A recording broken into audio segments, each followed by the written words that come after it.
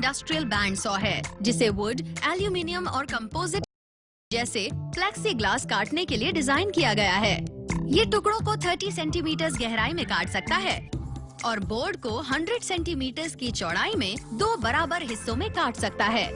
Table top को angle cuts के लिए ज्यादा से ज्यादा 45 डिग्री तक घुमाया जा सकता है। इसे मजबूत कास्ट आयरन से बनाया जाता है।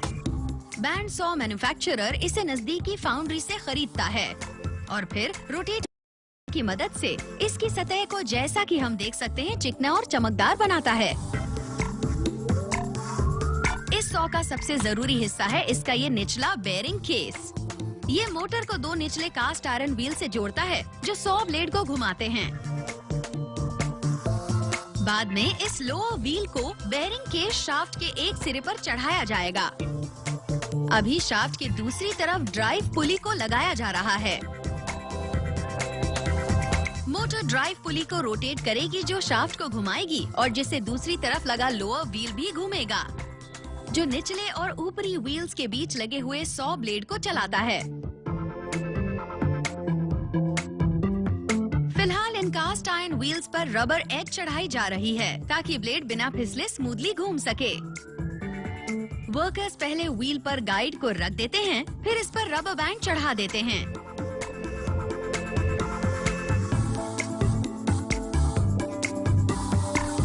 इसके बाद व्हील के किनारों और गाइड पर लगे रबर बैंड दोनों पर कॉन्टैक्ट सीमेंट ग्लू लगाया जाता है।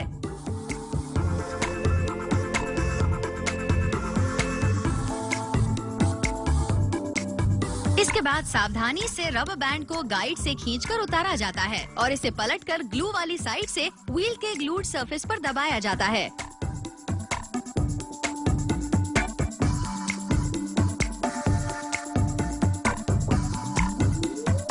अब पहले व्हील की एज पर रबर लग गया है। यही प्रोसीजर दूसरी व्हील के साथ भी दोहराया जाएगा। इसी बीच दूसरे डिपार्टमेंट में बैंड सॉ के स्टील कैबिनेट को वेल्ड किया जा रहा है। कैबिनेट पर पेंट हो जाने के बाद इस पर कई कंपोनेंट्स इंस्टॉल करने का काम शुरू हो जाता है। इनमें से एक है अपर व्हील की सपोर्ट असेंबली।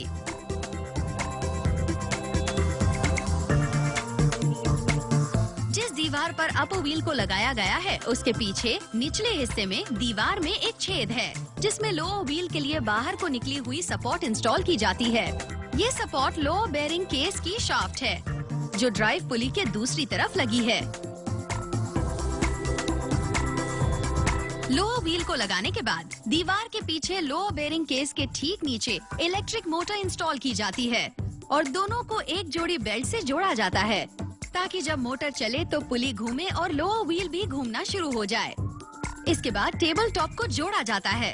ये ट्रनियंस पर टिल्ट होते हैं जो एक दूसरे से मेल खाते half circle cast iron supports हैं। एक को टेबल के नीचे जोड़ा जाता है और दूसरे को कैबिनेट के टेबल फ्रेम से। अब असेंबली प्रोसेस के सबसे मुश्किल हिस्से की बारी है। वर्कर्स इस जिग का इस्तेमाल प्रिसिशन गाइड की तरह व्हील्स को सीधा करने के लिए करते हैं। काटते वक्त सॉ ब्लेड बिल्कुल सीधे रहें, इसलिए व्हील्स का परफेक्टली बैलेंस्ड होना जरूरी है। एक बार अलाइनमेंट को पूरा हो जाने के बाद जिग को उतारा जाता है और स्टील के सॉ ब्लेड को दोनों व्हील्स के बीच लगाया जाता है। इसके बाद ब्लेड को सही खिंचाव के साथ एडजस्ट किया जाता है। ऐसा करने के लिए टेंशन गेज को सिर्फ ब्लेड की चौड़ाई में सेट करना होता है।